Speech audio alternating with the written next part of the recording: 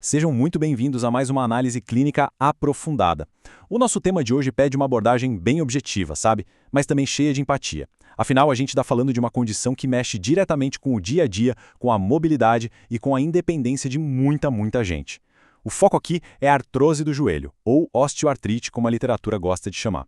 E mais especificamente, o que a ciência de ponta a ponta como o tratamento número 1. A base de toda essa nossa exploração é uma revisão sistemática bem recente lá da Biblioteca Cochrane, que, para quem acompanha, sabe que é o verdadeiro padrão ouro da pesquisa médica.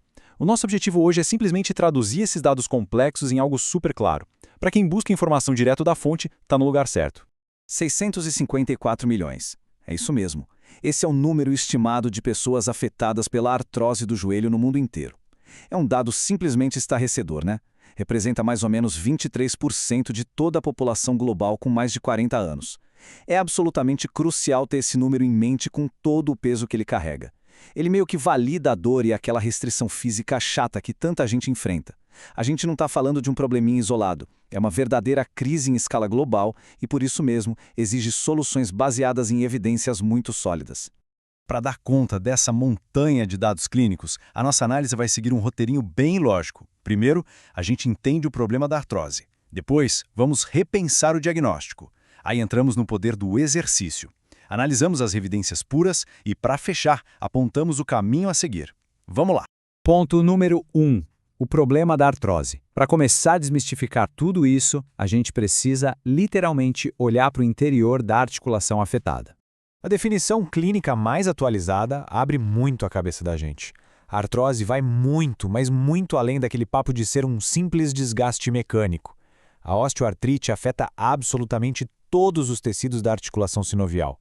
É tipo um efeito dominó. Envolve a perda gradual da cartilagem, alterações nos ossos, degradação dos meniscos e até uma resposta inflamatória super forte da membrana sinovial. O pacote completo, infelizmente. E a soma de tudo isso gera uma falha estrutural e aquelas dores crônicas terríveis que derrubam de verdade a qualidade de vida. E o impacto disso na sociedade só cresce.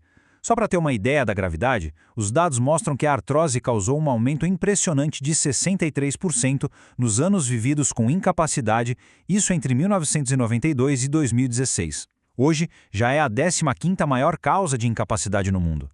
Definitivamente, não dá para encarar só como um incômodo normal da idade. É uma urgência médica que precisa de soluções que devolvam a função para as pessoas. Ponto 2. Repensando o diagnóstico. A forma como a medicina olha e identifica essa condição passou por uma evolução simplesmente fantástica. O grande salto aqui é entender o contraste entre o método antigo e a visão de hoje. Antes, a medicina ficava quase que refém da imagem radiográfica, era só olhar o raio-x e pronto. Só que a comunidade médica contemporânea sacou uma coisa muito curiosa, uma verdadeira quebra de paradigma. O que aparece no raio-x quase nunca bate 100% com a realidade clínica. Tem gente com danos articulares absurdos na imagem que, acredite se quiser, não sente quase nada. Por outro lado, tem pacientes com radiografias praticamente limpas, mas com dores insuportáveis, limitantes mesmo. E foi por conta dessa discordância enorme que o foco de hoje saiu da imagem pura e simples e passou a olhar com mais atenção para os sintomas que realmente aparecem no dia a dia. Na prática, isso muda tudo. As diretrizes mais modernas, tipo aquelas super respeitadas do Instituto NICE, lá de 2022, cravam o seguinte: o diagnóstico pode e deve ser feito com base nos sintomas. Como assim?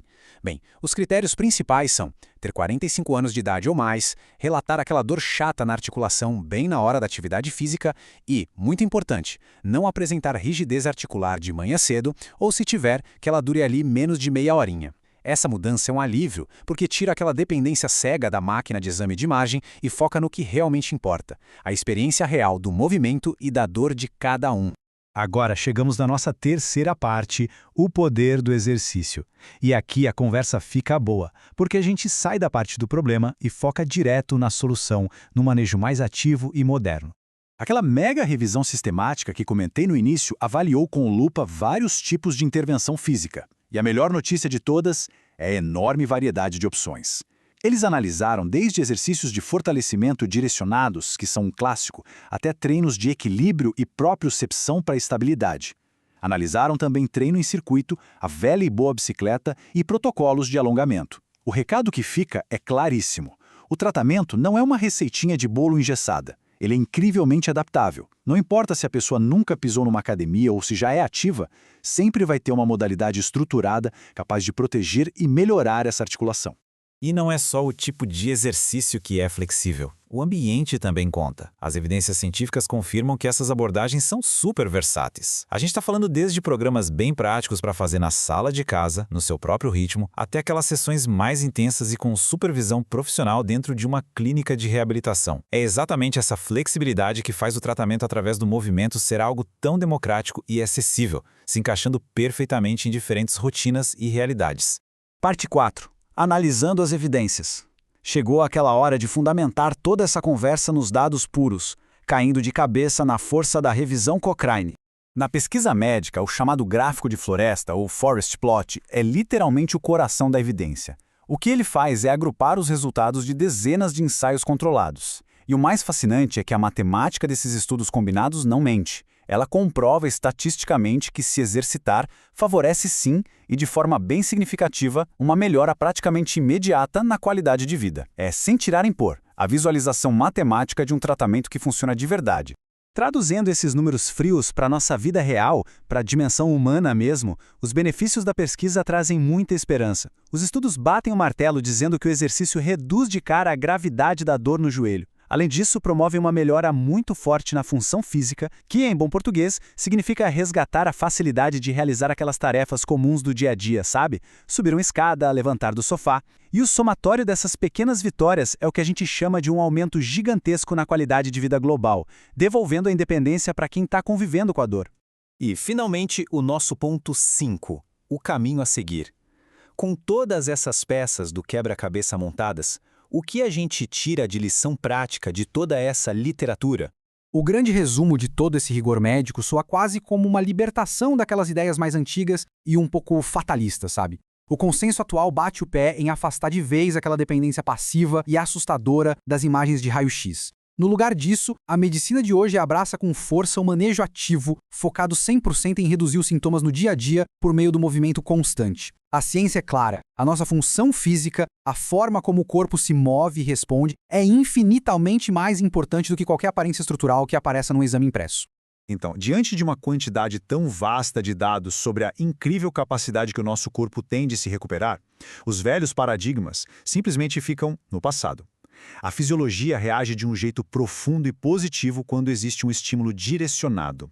A gente viu aqui que devolver a qualidade de vida está quase que totalmente ligado a uma boa prescrição de movimento. Então fica a reflexão. Considerando toda essa base que atesta o papel absolutamente curativo do movimento bem feito, qual vai ser o próximo passo?